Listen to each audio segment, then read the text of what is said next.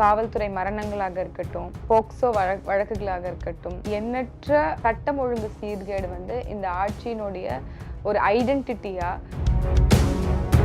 அஜித்குமாரினுடைய இந்த நிகழ்வு வந்து குறிப்பா ஒரு மிக பெரும் ஒரு கரும்புள்ளியை தான் இந்த ஆட்சிக்கு மீண்டும் ஏற்படுத்தியிருக்காங்க. 2025 ஸ்டாட்டிஸ்டிக்ஸின் படி இந்தியா ஒரு மிக ஆபத்தான நாடு அப்படிங்கிறத நீங்க இன்னைக்கு சிபிஐக்கு மாத்துறேன்னு சொல்றீங்க. சிபிஐக்கு மாத்துறீங்கன்னா அப்ப உங்களுடைய கட்டுப்பாட்டு கீழே இருக்கக்கூடிய காவல்துறை நீங்க உங்க இடத்துல இருந்து நீங்க சரியா நடந்துட்டீங்கன்னா மக்களுக்கு நாங்க இதெல்லாம் பண்றோம் அப்படிங்கறத வெளிப்படையா காமிச்சிட்டீங்க அப்படின்னா எதுவுமே பண்ண முடியல அப்படின்னா நீங்க எதுக்கு ஆட்சி நடத்தணும்? நீங்க எதுக்கு முதலமைச்சரா இருக்கணும்? பெனிக்ஸ் ஜெயராஜனுடைய வழக்குல எவ்வளவு கூப்பாடு போட்டீங்க, எத்தனை கருப்பு கொடி ஏந்துனீங்க, எத்தனை பேரணிகள் போனீங்க, பாத்ரூம்ல வழுக்கி விழுந்துட்டாங்க, கை உடைஞ்சிச்சு, கால் உடைஞ்சிச்சு அப்படிங்கிற கேசஸ் எல்லாம் எடுத்துக்கிட்டாலே கிட்டத்தட்ட 400-500 கேசஸ் இருக்கும்னு நினைக்கிறேன். எல்லாருக்கும் போய் இந்த மாதிரி முதலமைச்சர் ஸ்டாலின் அவர்கள் வீடு தேடி நாங்க பண்ணது தப்பு, இழப்பீடு எடுத்துக்கோங்க, உங்களோட குடும்பத்துல இந்த மாதிரி நாங்க வந்து ஒரு நிரந்தர வேலை வாய்ப்பை உருவாக்கி தரோம் சொல்லுவாரா?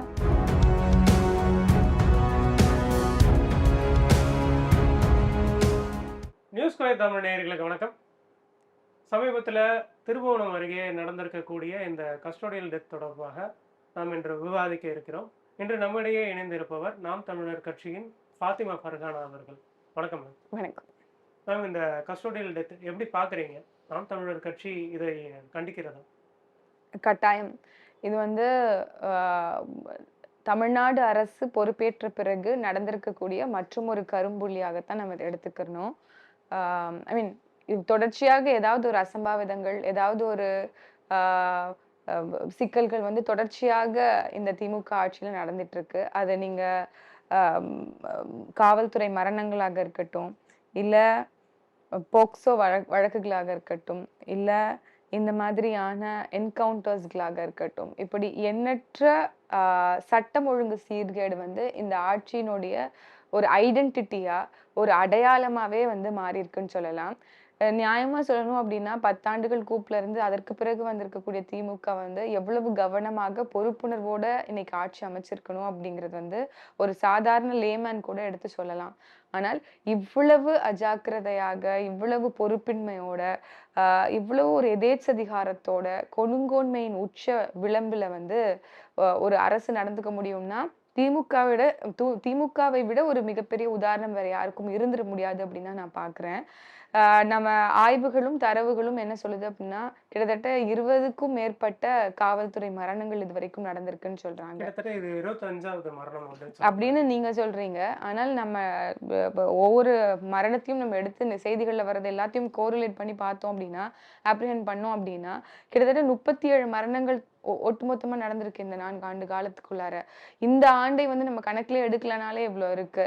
ஆனால் இந்த அஜித்குமாரினுடைய இந்த நிகழ்வு வந்து குறிப்பா ஒரு மிக பெரும் ஒரு கரும்புள்ளியை தான் இந்த ஆட்சிக்கு மீண்டும் ஏற்படுத்தியிருக்குன்னு சொல்லலாம்.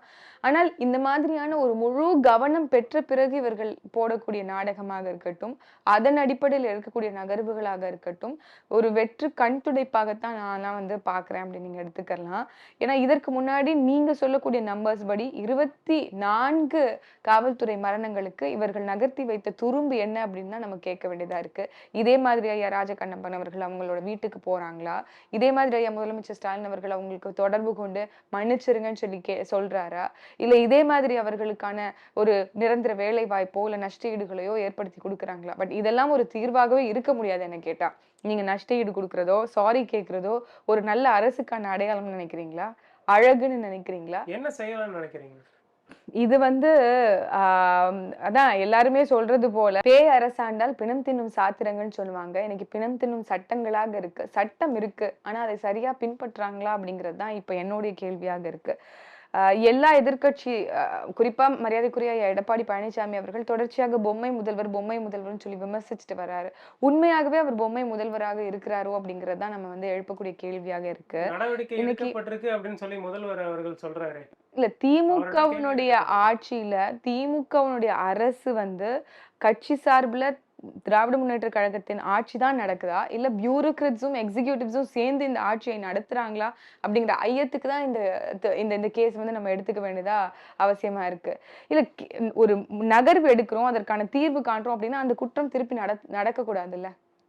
திருப்பியும் அந்த குற்றங்கள் நடக்குது அப்படின்னா எந்த அளவுக்கு இவர்களுடைய முன்னகர்வுகள் இல்ல அடுத்த பிரச்சனை வராம இருக்க வருமுன் காப்போம் அப்படின்னு நம்ம எல்லாருமே தொடர்ச்சியாக சொல்லிட்டு வர்றது அப்படிதான். இது ஒரு பெரிய பூதாகரமா ஆகுது. மக்கள் மத்தியில ஒரு பெரிய கொந்தளிப்பு ஏற்படுது. சமூக ஆர்வலர்கள் இதை பத்தி அதிகமா பேச ஆரம்பிக்கிறாங்க. பொதுவா பாக்குற யார் ஒருவருக்குமே தெரியுது, ஒரு 27 29 வயது நிரம்பிய ஒரு இளைஞன், அவன் மேல பொய் வழக்கு சுமத்தப்பட்டு அந்த கேஸ் வந்து நீங்க ரெஜிஸ்டர் பண்ணாம, ஒரு சிஎஸ்ஆர் எடுக்காம, ஒரு எஃப்ஐஆர் போடாம, நீங்க தனிப்படை அமைத்து, அது ஒரு ஒபிஷியலான ஒரு ஒரு படையாது. தனிப்படைங்கிறது உங்களுடைய வசதிக்கு வைத்துக்கொண்ட படைதானே அது. நீங்க போய் கம்மங்கரையிலயும் இல்ல ஒரு தோட்டத்திலயும் ஒரு கோவிலையும் வச்சு ஒருவனை சித்திரவதை பண்றீங்க அப்படின்னா, உலகத்துல இந்த மாதிரியான இல் ட்ரீட்மெண்ட், துன்புறுத்தல், இந்த மாதிரியான காவல்துறை இம்பியூனிட்டிஸ் இது எல்லாத்தினுடைய ஆய்வின்படி 2025 ஸ்டாட்டிஸ்டிக்ஸின் படி இந்தியா ஒரு மிக ஆபத்தான நாடு அப்படிங்கிறத நிறுவுறாங்க. அதுல தமிழ்நாடு ஒரு மிகப்பெரிய பங்குதாரரா இருக்குதோ அப்படிங்கிற கேள்விதான் என்னை போன்ற இளைஞர்களுக்கு இங்க வந்து எழுப்பப்படுது. நீங்க இன்னைக்கு சிபிஐக்கு மாத்துறேன்னு சொல்றீங்க. சிபிஐக்கு மாத்துறீங்கன்னா அப்ப உங்களுடைய கட்டுப்பாட்டு கீழே இருக்கக்கூடிய காவல்துறை மீது உங்களுக்கு நம்பிக்கை இல்லை, இப்படி மக்கள் எடுத்துக்கணுமா? அல்லது உங்களுடைய காவல்துறை கையாளாகாத காவல்துறை அப்படின்னு நாங்க எடுத்துக்கணுமா? அதை நீங்கள் ஒப்புக்கொள்கிறீர்களா? அப்ப நீங்க ஏன் முதலமைச்சரா இருக்கீங்க? கூட்டணி கட்சியான விசிகவுடைய தலைவர் தொல் திருமாவளவன் அவர்கள் வந்து அந்த குடும்பத்தை சந்திச்சு ஆறுதல் தெரிவிச்சிருந்தாரு. அதற்கு பிறகு பிரஸ் மீட் கொடுத்திருந்தாரு. பிரஸ் மீட்ல சொல்றாரு, இந்த மாதிரி வந்து முதலமைச்சர் எடுத்த நடவடிக்கை வந்து முக்கியமா கவனிக்கப்பட வேண்டியது, பாராட்டுக்குரியது அப்படின்னு சொல்லியிருக்காரு. ஏன்னா சிபிஐக்கு மாற்றி இருக்காரு, எதுவுமே யோசிக்காம செஞ்சிருக்காரு. அந்த ஆக்ஷனை வந்து அவர் வந்து பாராட்டுறாரு.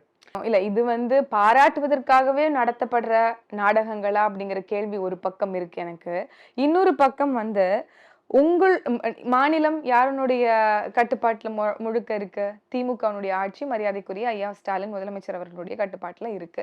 குறிப்பா காவல்துறை என்பது அவரே விரும்பி எடுத்துக்கொண்ட துறையாக இருக்குது, அவர் கீழே இருக்கக்கூடிய துறையாக இருக்கு. நீங்கள் நினைத்தா இந்த கேஸ சரியா எடுத்து அதற்கான தீர்வை எட்ட முடியுமா முடியாதா? இட் இஸ் மேட்டர் ஆஃப் என்ன சொல்றது, மேட்டர் ஆஃப் செகண்ட்ஸ்ல உங்களால இதை பண்ண முடியும். மக்கள் எதிர்பார்ப்பது என்ன? இதற்கான சரியான தீர்வு. ஆனா நீங்க என்ன பண்றீங்க? உங்களுடைய ஏடிஎஸ்பி வச்சு தடயங்களை அழைக்கிறீங்க.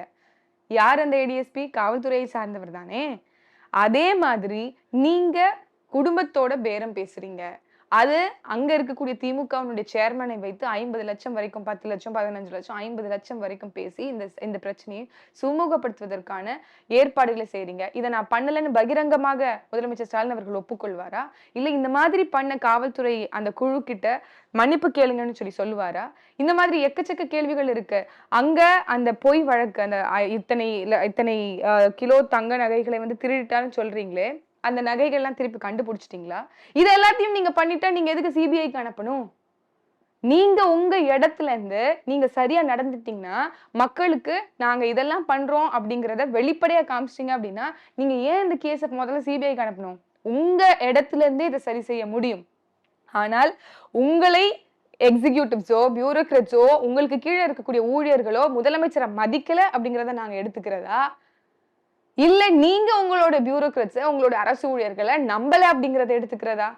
அப்போ இது எதுவுமே பண்ண முடியல அப்படின்னா நீங்க எதுக்கு ஆட்சி நடத்தணும்? நீங்க எதுக்கு முதலமைச்சரா இருக்கணும் அப்படிங்கிற கேள்விதான் நமக்கு வருது. இன்னைக்கு பாராட்டுறதும் புகழ்வதும்,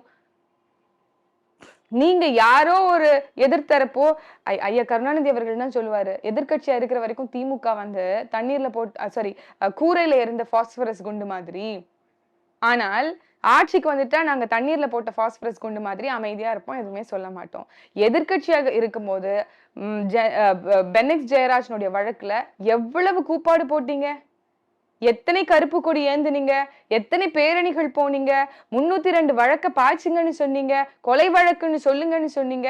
உடனடியாக இந்த நடவடிக்கைகளை ஏன் வந்து அஜித்குமாருக்கு எடுக்கல அப்படிங்கிற கேள்வி சாதாரண ஒரு குடிமகனுக்கு எழத்தானே செய்யும்.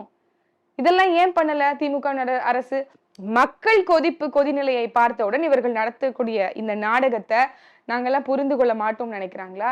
இவ்வளவையும் பார்த்துட்டு இவங்களுக்கு பாராட்டு சான்றிதழ் கொடுக்கக்கூடிய இந்த கட்சிகளையும் கூட இருக்கக்கூடிய இவர்களையும் நம்ம என்னன்னு சொல்றது? இது அத்தனையும் பார்த்துட்டு மக்கள் வந்து என்ன சொல்றது, திருப்பியும் அவர்களுக்கே வாக்கு செலுத்துறாங்க அப்படின்னா சரியான மனநிலையில தான் இருக்கிறோமான்னு நம்மளே நம்ம பரிசோதிக்க வேண்டிய அவசியம் தான் இருக்குன்னு நான் நினைக்கிறேன். ஒருவேளை தேர்தல் காலகட்டத்துல இந்த சம்பவம் நடந்திருக்கிறதுனால தேர்தல் கிட்டத்தட்ட ஒரு 8 மாதங்கள்ல தேர்தல் நடக்க இருக்குன்னு வச்சுக்கலாம். அப்படி இருக்கக்கூடிய சூழல்ல இந்த சம்பவம் நடந்திருந்ததுனால, இதுக்கான காம்பன்சேஷனோ, இல்ல இதுக்கான ஆர்குமெண்ட்ஸோ எல்லாத்தையும் சப்ரஸ் பண்ணணுன்றதுக்காக இந்த காம்பன்சேஷன குடுத்துருக்காங்களோ அப்படின்னு எடுத்துக்கலாமா? தேர்தல் நாடும் இன்னைக்கு மக்களுக்கான அரசியல் செய்யறாங்க சொல்லுங்க. குறிப்பா திராவிட முன்னேற்ற கழகம் வந்து ஒரு நாளைய தேர்தல், அடுத்த ஆட்சியை எப்படி பிடிக்கணும் அப்படிங்கிறதுக்கான நோக்கத்தோட தான் செயல்படுதுங்கிறத பல இவர்களுடைய செயல்பாடுகள் வந்து நமக்கு உணர்த்துது. குறிப்பா 2021 இருக்கட்டும், 24 இருக்கட்டும், தேர்தல் நேரங்கள்ல அவங்க செய்யக்கூடிய விளம்பரங்களை பார்க்கலாம். அத்தனை மக்களுடைய வரி பணம். அதற்கு பிறகு இவர்கள் அறிவிக்கக்கூடிய திட்டங்களா இருக்கலாம். அது முழுமை பெறாத நிலுவையில இருக்கக்கூடியதா இருக்கலாம். இவர்கள் சொன்ன வாக்குறுதிகளை முழுமையாக படாததை வேணும்னா எடுத்துக்கலாம். இப்படி எல்லாமே வந்து ஹேங்கிங்ல இருக்கும்போது, இவங்க தேர்தலை நோக்கிய அரசியல் மட்டும் தான் செய்வாங்க. அவங்க ஒருபோதும் மக்களுடைய நல்வாழ்வுக்கான அரசியல் செய்ய மாட்டாங்க அப்படிங்கிறதுக்கான எடுத்துக்காட்டு இந்த நிகழ்ச்சி. இந்த மாதிரியான சம்பவங்கள், இந்த மாதிரியான நிகழ்வுகள் அப்படின்னு நம்ம சொல்லலாம். ஆம், தேர்தல் வருது, தேர்தல் நெருங்கிருச்சு அப்படின்னா, அவங்க வந்து என்ன சொல்றது? என்ன வேணாலும் பண்ணுவாங்க. என்ன வேணாலும் பண்ணுவாங்க. அப்படின்னு தான் நம்ம இத எடுத்துக்கணும். முதல்வர் அவர்கள் வந்து மனதார வருத்தத்த தெரிவிச்சிருக்காரு. அந்த குடும்பத்தினர்கிட்ட பேசியிருக்காரு. அவர் ஃபோன்ல பெரிய கருப்பன் அமைச்சர் அவர்கள் வந்து அங்க போயிருந்தாங்க. போய் நேர்ல சந்திச்சிருந்து அந்த குடும்பத்துக்கு ஆறுதல் சொல்லியிருந்தாங்க. அந்த நேரத்துல முதல்வர் அவர்கள் வந்து பேசியிருந்தாங்க. ஸோ இனிமேட்டு இந்த மாதிரியான சம்பவங்கள் நடக்காம பார்த்துக்கிறோம். என்ன வேணும்னாலும் செய்றோம் அப்படின்னு சொல்லி அந்த குடும்பத்துக்கு முதல்வர் தரப்புல இருந்து சொல்லப்பட்டிருக்கிறதா செய்திகள் வந்திருக்கு. எப்படி பார்க்குறீங்க? இது தீர்வு கிடையாது. அதாவது கட்டாயம் இத பண்ணணும். இத வந்து ஒரு தார்மீக ரீதியாக பொறுப்பெடுத்து ஆ அரசு பண்ணணும். ஆனா இதற்கு முன்பு எப்படி வந்து காவல் நிலைய மரணங்கள் சரியாக விசாரணைக்காம பாத்ரூம்ல வழுக்கி விழுந்துட்டாங்க, கை உடைஞ்சுச்சு, கால் உடைஞ்சுச்சு அப்படிங்கிற கேஸஸ் எல்லாம் எடுத்துக்கிட்டாலே கிட்டத்தட்ட 400, 500 கேஸஸ் இருக்கும்னு நினைக்கிறேன். 300க்கும் மேற்பட்ட கேஸஸ் இருக்கும்னு நினைக்கிறேன். எல்லாருக்கும் போய் இந்த மாதிரி முதலமைச்சர் ஸ்டாலின் அவர்கள் வீடு தேடி, நாங்க பண்ணது தப்பு. இந்தாங்க, நீங்க இந்த இழப்பீடு எடுத்துக்கோங்க. உங்களோட குடும்பத்துல இந்த மாதிரி நாங்க வந்து ஒரு நிரந்தர வேலை வாய்ப்பை உருவாக்கி தரோம்னு சொல்லுவாரா? இல்ல இதுதான் இவருடைய வேலையா? இந்த குற்றத்தை தவிர்ப்பது தானே சரியான தீர்வா இருக்கும். அது தீர்வா இருக்குமா? இல்ல இந்த மாதிரி காம்பன்சேஷன் தீர்வா இருக்குமா? 300, 400, 500 பேருக்கு உங்களால பண்ண முடியுமா? இல்ல இந்த 300, 400 பேர் ரிப்பீட் ஆகாம தடுக்கிறத சரியா உங்களால செய்ய முடியுமா? இதைத்தான் உங்களால செய்ய முடியும். அதற்கு தான் மக்கள் தேர்வு பண்ணி உங்கள ஆட்சியில அமர்த்தியிருக்கிறாங்கங்கிறத உணரணும். கட்டாயம் இந்த குடும்பம் வந்து ஏற்குது அப்படிங்கிற பட்சத்துல கட்டாயம் அத வழங்கணும். இன்னும் தார்மீக ரீதியா அவங்க இன்னும் நிறைய பொறுப்பெடுத்துக்கணும் அரசு. முழுமையாக ஒரு ரெஸ்பான்சிபிலிட்டி எடுக்கணும். இதுல வந்து எய்தவர்களை விட்டு வெறும் அம்புகளை மட்டும் பிடித்து இந்த கேஸ வந்து வைண்ட் அப் பண்றதுக்கு அரசு முனையக்கூடாது. அது ஒரு நல்ல முதலமைச்சருடைய சைனும் கிடையாது. முழுக்க முழுக்க இதற்கு பின்னாடி யார் இருக்காங்க? யார் அந்த முக்கியமான புள்ளி? யார் அந்த பியூரோக்ராட்ஸ்? யார் அந்த அ எஸ்பியா இருக்கட்டும், இல்ல அதற்கு மேல இருக்கக்கூடிய முக்கிய அரசு துறை ஊழியர்களாக இருக்கட்டும், அத்துணை பேரையுமே வந்து கவனத்தில் எடுத்து முதலமைச்சர் நேரடியாக இதுல தலையிட்டு இதற்கான தீர்வுகளை எட்டினால் மட்டும்தான். நீங்க எங்களுடைய கேஸ்லயே எடுத்துக்கிட்டீங்க அப்படின்னா, வருண்குமார் அவர்கள் எப்படி கொச்சையாக நாம் தமிழர் கட்சியினுடைய தலைமையை வந்து விமர்சித்து பதிவுகள்ல போட்டாரு அப்படின்னு தெரியும். ஒரு நாம் தமிழர் கட்சியினுடைய நலன் விரும்பி, ஒரு நாம் தமிழர் கட்சி வந்து ஆட்சிக்கு வரணும்னு சொல்லி நினைக்கக்கூடிய ஒருவர் சமூக வலைத்தளத்தை அவரை விமர்சிச்சு போட்டாங்க. அவர் விமர்சிச்சு போட்டுட்டாரு அப்படிங்கிற கண்ணன் என்கின்ற நபரை இவங்க என்ன பண்றாங்க அப்படின்னா, தனிப்படை அமைத்து அவரை பிடித்து, அவரை துன்புறுத்தி, அவரை மனரீதியாக, உடல் ரீதியாக எல்லா இல் ட்ரீட்மெண்ட்டும், எல்லா துன்புறுத்தலும், மனித வதையும் அந்த காவல்துறையினர் வந்து செஞ்சிருக்காரு. நாங்களும் இதற்கு கேஸ் போட்டிருக்கோம். இது இல்லாம வெளிப்படையாகவே இந்த துறையில இருக்கிற எல்லாருக்குமே தெரியும் அவர் என்னென்ன தப்பெல்லாம் பண்ணாரு அப்படின்னு சொல்லிட்டு. நம்ம கேட்பது ஒண்ணுதான். இந்த சமகாலத்துல உங்களுக்கு மரியாதைக்குரிய செந்தில் பாலாஜி அவர்கள தெரியும். ஒரு நாளைக்கு 1 கோடி மது பாட்டில்கள் விற்கப்படுது அப்படின்னா 1 கோடி மக்களுக்கு செந்தில் பாலாஜி அவர்கள் செய்த இந்த ஊழல் குறித்த செய்தி தெரியுமா தெரியாதா? ஆனால் அந்த செந்தில் பாலாஜியை இந்த அரசும், அரசு ஊழியர்களும், இந்த காவல்துறையும், இந்த ஈடியும் எப்படி நடத்தியது அப்படிங்கிறது ஒட்டுமொத்த மக்களுக்கும் தெரியும். அட்லீஸ்ட் ஒரு 1 கோடி மக்களுக்கு தெரிஞ்சிருக்காதா? கட்டாயம் தெரிஞ்சிருக்கும். அவங்களை எப்படி நடத்துது? அதே இந்த திமுக அரசை விமர்சித்து பேசக்கூடிய ஒரு சாதாரண நபரை இந்த துறை, காவல்துறை, இந்த அரசு எப்படி கேவலமா ட்ரீட் பண்ணுது அப்படிங்கிறதும் நம்ம பார்க்கணும். இன்னைக்கு அஜித் குமாரை எப்படி ட்ரீட் பண்ணிருக்கு அப்படிங்கிறதையும் பார்க்கணும். இதுதான் சமூக நீதி என்று சொல்லக்கூடிய ஒரு கட்சியினுடைய லட்சணமா அப்படிங்கிறத மக்கள் தராசிட்டு பார்க்கணும், மெஷர் பண்ணணும். இதற்கு தான் திருப்பி திருப்பி வாக்கு அப்படின்ற இடத்துல வரும்போது நம்ம வந்து விழிப்புணர்வு செய்ய வேண்டிய அவசியமா இருக்கு. இதெல்லாம் மறந்து கடந்து போயிருவோம் அப்படிங்கிற இந்த மறதியை இன்வெஸ்ட் பண்ணி தானே ஒவ்வொரு முறையும் தேர்தலில் இவங்க வெற்றி பெறாங்க. நம்ம இதெல்லாம் வந்து மறந்து கடந்து போவாதீங்க அப்படிங்கிறத நினைவுபடுத்துவதற்காகத்தான் நாம் தமிழர் கட்சி போன்ற இயக்கங்கள் இருக்கு, கட்சிகள் இருக்கு. இன்னைக்கு இதை சுவமோட்டவா இந்த தன்னார்வத்தோட முன் வந்து இந்த வழக்கை எடுத்து யாருக்கும் அஞ்சாம அதிமுக சார்பில் இருந்தவங்க எல்லாரும் காம்ப்ரமைஸ் ஆகி போயிட்டாங்கன்னு சொல்றாங்க. ஆனால் அதிமுக சார்பில் வழக்கு தொடரப்பட்டிருக்கு அப்படின்னு சொல்லப்படுது.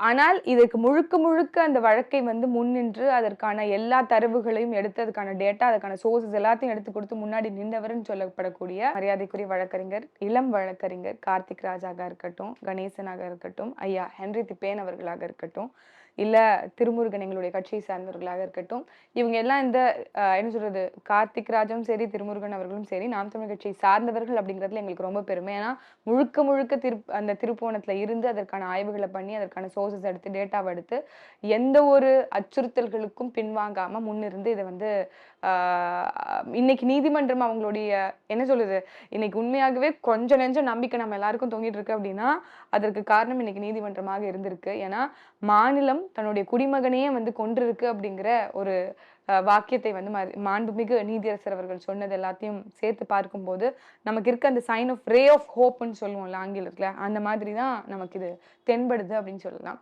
இப்படி இதே போன்று ஒரு பிரச்சனை வந்து நடக்கக்கூடாது அப்படின்னா அதற்கு எவ்வளவு ஜாக்கிரதையா இருக்கணும், எவ்வளவு முன்னெச்சரிக்கையா இருக்கணும் அப்படிங்கிறதுக்கான ஒரு இம்பார்ட்டண்ட்டான ஒரு கேஸ் தான் நான் வந்து அஜித்குமார் அவர்களுடைய கேஸா பார்க்குறேன். இது கேஸா கடந்து போகாம மனிதம், மனித உரிமை அப்படிங்கிறது எல்லாத்தையும் சேர்த்து பேசப்படணும் அப்படிங்கிறது தான் என்னை போன்ற பல இளைஞர்களுக்கு நோக்கமா இருக்கும். பல்வேறு கேள்விகளுக்கு பதிலளிச்சீங்க. மிக நன்றி. நன்றி.